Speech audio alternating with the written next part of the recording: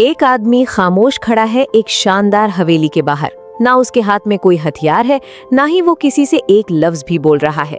लेकिन चंद सेकंड्स के अंदर ही ये पूरी हवेली आग के एक समंदर में बदलने वाली है। और सबसे हैरत वाली बात ये है कि ये शख्स हवेली लूटने नहीं आया, ये उसे हमेशा के लिए खाक में मिलाने आया है।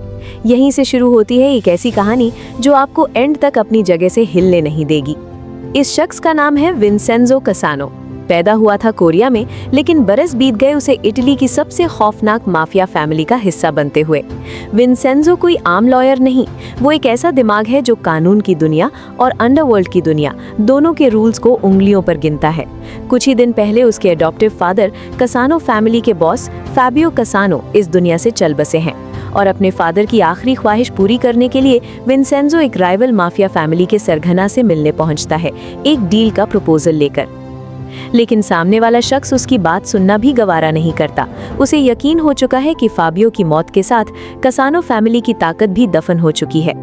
विंसेंजो कोई बहस नहीं करता, चुपचाप उठकर चला जाता है, लेकिन उसका जवाब लफ्जों में नहीं था, वो उसके अगले कदम में छुपा हुआ था। जैसे ही वो हवेली से बाहर निकलता है, एक छोटा सा प्लेन ऊपर से गुजरता है और पूरे इलाके पर एक लिक्विड स्प्रे कर देता है। लोग समझते हैं शायद कोई आम स्प्रे है और नजरअंदाज कर देते हैं, लेकिन अगले ही लम्हे विंसेंजो एक जलती हुई मैचस्टिक जमीन पर फेंकता है और देखते ही देखते पूरी हवेली शोलों में लिपट जाती है। क्योंकि वो लिक्विड स्प्रे नहीं था, वो खालिस पेट्रोल था। विंसेंजो का पहला काम मुकम्मल हो चुका होता है, लेकिन उसके लिए ये सिर्फ एक शुरुआत है। वो अपने फादर के आखिरी दर्शन के लिए पहुंचता है, जहां उसकी मुलाकात होती है फाबियो के हकीकी बेटे पाउलो से। पाउलो की आंखों में विंसेंजो के लिए खालिस नफरत झलकती है। उसे हमेशा ये मलाल रहा कि उसके फादर ने अपने खून के रिश्ते से ज्यादा एतबार एक बाहर वाले पर किया। रात ढलते ही पाउलो अपने 3 आदमी विंसेंजो को खत्म करने भेजता है, लेकिन पाउलो शायद भूल गया था विंसेंजो को मारना इतना आसान नहीं। पहले से होशियार विंसेंजो बिना किसी खौफ के तीनों हमलावरों को ठीक ठिकाने लगा देता है। फिर सीधा पाउलो को फोन मिलाता है और सिर्फ एक लाइन कहता है, अगर मेरा पीछा करना बंद न किया तो अगली लाश तुम्हारी होगी। अब विंसेंजो समझ चुका है कि इटली में रुकना खतरे से खाली नहीं। वो कोरिया वापस जाने का फैसला करता है, लेकिन जैसे ही सफर शुरू होता है, एक पुराना राज उसके जहन में दोबारा जाग उठा है। सालों पहले विंसेंजो ने कोरिया की एक बिल्डिंग के नीचे एक सीक्रेट वॉल्ट तामीर करवाई थी, जहां एक चाइनीज बिजनेसमैन ने अपनी अरबों की दौलत, सोने की प्लेट्स छिपा रखी थी। वो बिजनेसमैन अब इस दुनिया में नहीं और उस खजाने का राज सिर्फ चंद लोगों तक महदूद रह गया है। विंसेंजो को अंदाजा था कोरिया पहुंचते ही उसकी असली जंग शुरू होने वाली है। एयरपोर्ट से सीधा एक टैक्सी लेकर विंसेंजो अपनी मंजिल की तरफ निकल पड़ता है। रास्ते में ड्राइवर उसे एक पानी की बोतल देता है और बिना किसी शक के विंसेंजो वो पानी पी लेता है। कुछ ही लम्हों में उसकी आंखें भारी होने लगती हैं और वो बेहोश हो जाता है। जब होश आता है तो हाथ बंधे हुए मिलते हैं। टैक्सी ड्राइवर और उसका साथी उसका पूरा सामान लूट चुके होते हैं।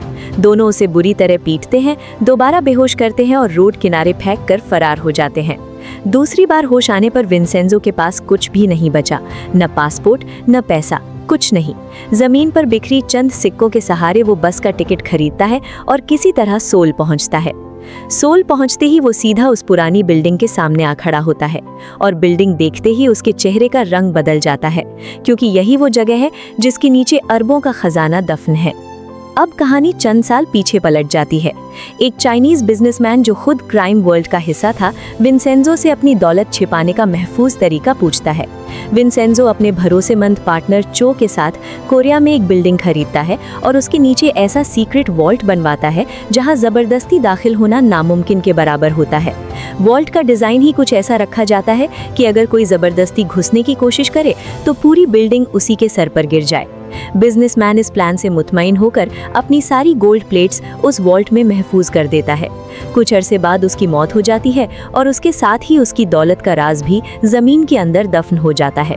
वापस आते हैं प्रेजेंट में। विंसेंजो अपने पुराने पार्टनर चो से मिलता है और बिल्डिंग की मौजूदा सूरत हाल पूछता है। चो बताता है कि अब बिल्डिंग में कई टेनेंट्स रहते हैं, हर फ्लोर पर अलग बिजनेस चल रहा है। ये सुनकर विंसेंजो समझ जाता है कि बिल्डिंग सीधा गिरा देना अब मुमकिन नहीं। ऐसा करने से न सिर्फ टेनेंट्स की जान को खतरा होगा, बल्कि उसका छिपा हुआ खजाना भी दांव पर लग जाएगा। इसलिए वो फैसला करता है कि पहले किसी तरकीब से तमाम टेनेंट्स को कुछ वक्त के लिए बिल्डिंग से बाहर निकालना होगा, तभी वो नीचे छिपे हुए खजाने तक पहुंच सकेगा। लेकिन विंसेंजो की ये प्लानिंग पूरी होने से पहले ही एक नई मुसीबत दरवाजे पर दस्तक देती है।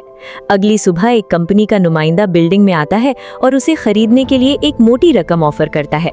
विंसेंजो बिना किसी हिचकिचाहट के ऑफर ठुकरा देता है।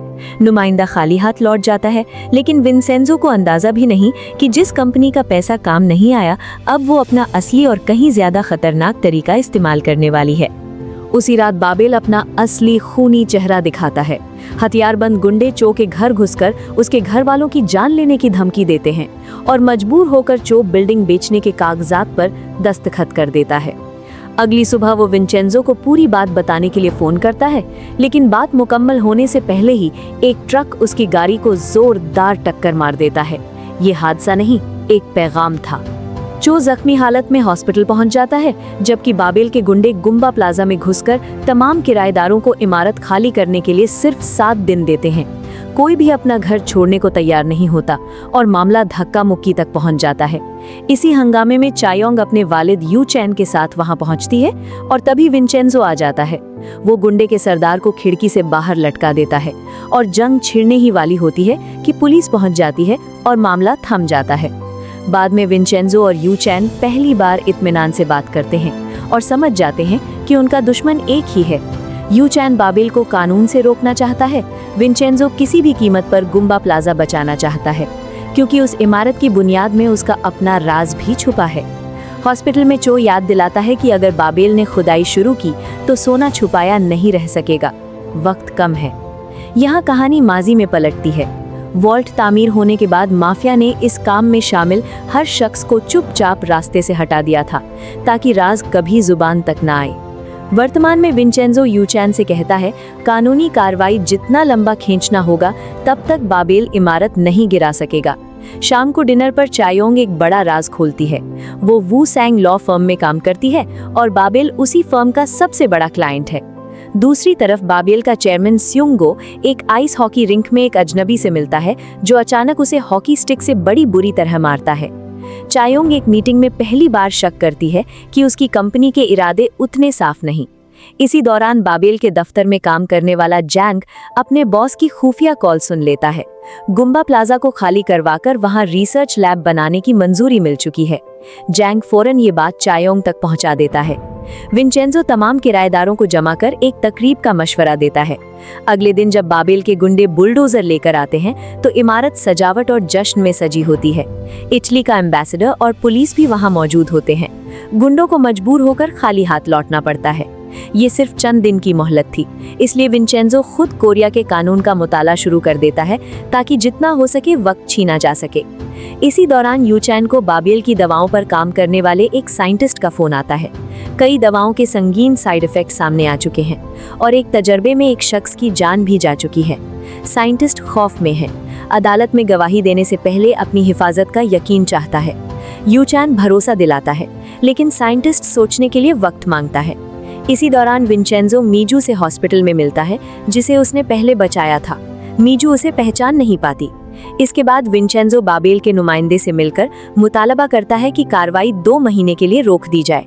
बाबेल उस जिम्मेदार अफसर पर दबाव डालता है, लेकिन विंचेंजो पहले ही उसके खिलाफ खतरनाक सबूत जमा कर चुका होता है। दबाव में आकर अफसर खुद बाबेल को कार्रवाई रोकने का हुक्म दे देता है। विंचेंजो को पहली बड़ी जीत। लेकिन बाबेल खामोश नहीं बैठता। वो उस होटल को निशाना बनाता है जहां रिसर्च टीम ठहरी होती है। रात को जबरदस्त धमाका होता है। यू चैन फौरन समझ जाता है कि बाबेल उन लोगों को रास्ते से हटा रहा है जो सच जानते हैं। पुलिस मामला दबाने की कोशिश करती है, लेकिन विंचेंजो वहां 2 मशकूक अफसरों को देखकर भांप लेता है कि कोई बड़ा खतरा है और यू चैन को खामोश रहने की हिदायत देता है। अब दोनों को पूरी तरह समझ आ चुका है। बाबेल अपने हर जुर्म को लाशों के नीचे दफन कर रहा है। ये जंग अब सिर्फ एक इमारत की नहीं, जिंदगी और मौत की बन चुकी है। लॉयर जॉय को सिंगू से मिलकर शक होता है कि कंपनी किसी और के इशारे पर चल रही है। उधर साइंटिस्ट गवाही देने के करीब होता है, लेकिन खौफ की वजह से वक्त मांग लेता है। उसी रात एक नकली पुलिस ऑफिसर उसके होटल पहुंचता है। साइंटिस्ट भागकर यू चैन को फोन करता है।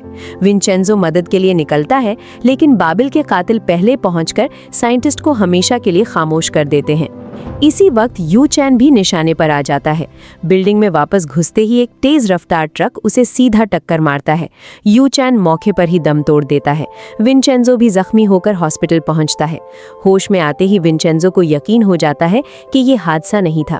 कुछ दिन बाद वो साइंटिस्ट भी समंदर के किनारे मुर्दा मिलता है। चायोंग का शक यकीन में बदल जाता है और वो वूसंग लॉ फर्म छोड़ देती है। विंचेंजो सुराग जमा करता है और सिंगू के बिस्तर पर सिरिंजेस रखकर खुली धमकी देता है।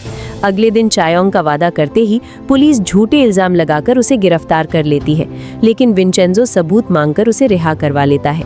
बाहर जैंग खुद को विंचेंजो का फैन जाहिर करता है, लेकिन उसका अंदाज अजीब होता है। विंचेंजो चायोंग को उस ट्रक ड्राइवर तक ले जाता है जिसने यू चैन को टक्करा था। दबाव डालने पर ड्राइवर नाम बता देता है और गवाही देने को तैयार हो जाता है, लेकिन ये बात सुनकर एक पुलिस ऑफिसर खुद इस खबर को आगे पहुंचा देता है। उसी रात ड्राइवर को कैदियों के जरिए मार दिया जाता है, जबकि ड्यूटी पर खड़ा ऑफिसर खामोश तमाशा देखता रहता है। विंचेंजो को अंदाजा हो जाता है कि बाबिल का असर निजाम के अंदर तक फैला हुआ है। वो बाबिल के नुमाइंदे को पकड़कर उस तक पहुंचता है जो ट्रक ड्राइवर को हुक्म दे रहा था। इनकार करने पर विंचेंजो नुमाइंदे को गोली मार देता है, जिससे दूसरा आदमी खौफ में सब कुछ उगल देता है। इसके बाद विंचेंजो लॉयर चॉय को एक खौफनाक पैगाम देता है। ट्रक भेजकर आखिरी लम्हे में रोक लेता है।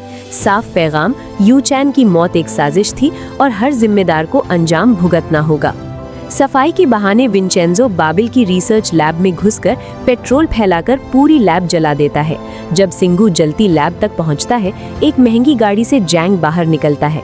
असल हकीकत खुलती है कि बाबिल का असली मालिक जैंग है, सिंगू सिर्फ एक मोहरा था। विंचेंजो की नज़र अब बाबिल के मेडिकल डायरेक्टर गिल पर जाती है, जिसके पास कंपनी के बहुत से राज हैं। इसी दौरान मुतासिर लोग बाबिल की बड़ी रकम की पेशकश पर अपने केसेस वापस लेना शुरू कर देते हैं। चायोंग सबको समझाती है कि अब पीछे हटना बाबिल को हमेशा के लिए रोक सकना नामुमकिन बना देगा, लेकिन ज्यादातर लोग अपनी जान बचाना बेहतर समझते हैं। इसी दौरान एक बड़ी तकरीब में बाबिल की नई दवा की तारीफ हो रही होती है कि स्टेज पर एक रिसर्चर के मुंह से खून निकलकर वो गिर जाता है। पूरा हॉल अफरा तफरी में डूब जाता है। दूसरी तरफ बाबिल के गुंडे गुम्बा प्लाजा की पिज्जा शॉप पर झूठा इल्जाम लगाकर उसे बदनाम करने की कोशिश करते हैं, लेकिन विंचेंजो वक्त पर पहुंचकर सबको अकेला जमीन पर गिरा देता है और सरदार से पिज्जा का बिल भी अदा करवाता है। अब गुम्बा प्लाजा के लोगों को यकीन हो चुका होता है, विंचेंजो सिर्फ कानून से नहीं अपने अंदाज से भी बाबिल को तबाह कर सकता है। बाबिल का असल चेहरा अब पूरी तरह सामने आ चुका था। जैंग अपनी ताकत इस्तेमाल करते हुए एक अहम गवाह को पकड़वाता है, जिसे डायरेक्टर गिल नशा देने वाला इंजेक्शन लगा देता है। दूसरी तरफ मुतासरीन तक पैसों से भरे बैग्स पहुंचा दिए जाते हैं ताकि मामला उल्टा उन्हीं के खिलाफ नजर आए। पुलिस फौरन उन्हें हिरासत में ले लेती है। चायोंग पुलिस स्टेशन पहुंचकर साफ कहती है कि बगैर ठोस सबूत कोई मुजरिम करार नहीं दिया जा सकता। अब उसे भी वाज़ेह हो जाता है कि बाबिल अदालत के साथ साथ पुलिस और पैसे के जरिए भी अपने मुखालिफिन को दबा रहा है। मुकदमे से पहले जैंग खुद विंसेंजो और चायोंग से मिलकर समझाता है कि बाबिल जैसी ताकत के आगे खड़े होना उनके बस की बात नहीं, और चायोंग को विंसेंजो से दूर रहने का मशवरा देता है। चायोंग खामोश सुनकर चली जाती है। विंसेंजो अब समझ चुका होता है कि उसका मुकाबला एक सोच समझकर चलने वाले खतरनाक दुश्मन से है। अदालत में बाबिल डायरेक्टर गिल को गवाह पेश करता है, लेकिन चायोंग अचानक गिल की बीवी को बुला लेती है, जो बताती है कि गिल लंबे अरसे से नशे का शिकार है। विंसेंजो इसी नुक्ते पर दलील देता है कि ऐसी गवाही काबिले भरोसा नहीं। जज उनकी बात मान लेता है और चायोंग मजीद वक्त हासिल कर लेती है। अदालत से बाहर जैंग का गुस्सा भड़कता है। वो सिएंगू को जलील करता है।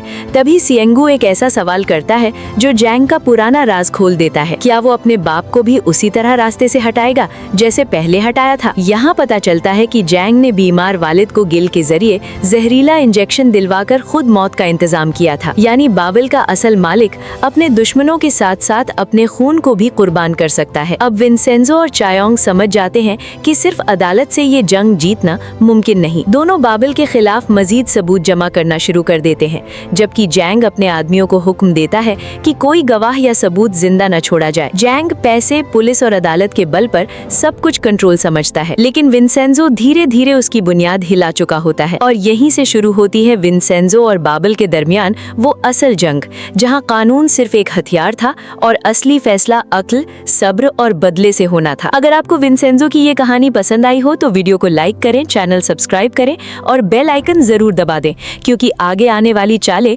हर किरदार का अंजाम बदलने वाली है।